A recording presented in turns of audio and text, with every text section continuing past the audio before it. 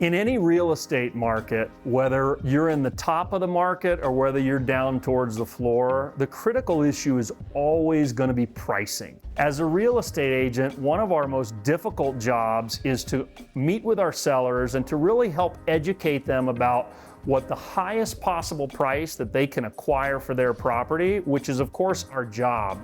Our fiduciary responsibility with our exclusive sellers is to maximize their values. However, there is a fine line between maximizing those values and making one of the most critical mistakes that sellers can make, which is overpricing.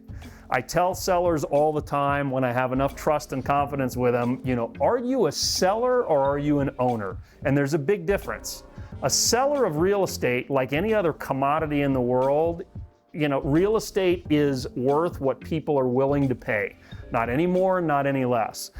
And so if a seller is not willing to listen to what the market transmits, right? And as real estate agents, what our job is to transmit the knowledge to our sellers to let them make intelligent, knowledgeable decisions about the sales price of their home.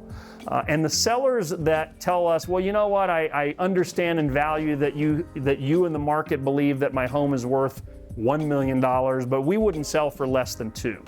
That's an owner. An owner is a person who would sell if they pay him X. And while that's a respectable position, and we would never convince an owner to sell their property at a price that they're not comfortable with, it is important to remember that we as real estate agents, nor you as a seller, establish those prices. The market does. And so our job mutually, real estate agent and seller, is to listen to what the market is saying, maximize those values to the point that we think the market will respond at, to give you the best opportunity to sell your home and sell your home under the best conditions. In Costa Rica in particular, as a seller, one of the biggest mistakes is overpricing, waiting for the market to react or inevitably not react, and start on that very challenging and slippery slope of price correcting and reductions, because the market tends to wait a lot longer than it would in other marketplaces, simply because of the volume of the market that we live in. So having said all that, a lot of sellers will come to me and say, well, how do we define the price? What do you guys take into consideration to determine the price? And again, we don't determine the price. We transmit the price of what the market is saying. So what we will do is we'll come out, one of the agents from Costa Rica Real Estate will come out, view your property, whether it's a home, an apartment, a property, a piece of raw land, a hotel, whatever it is you're selling.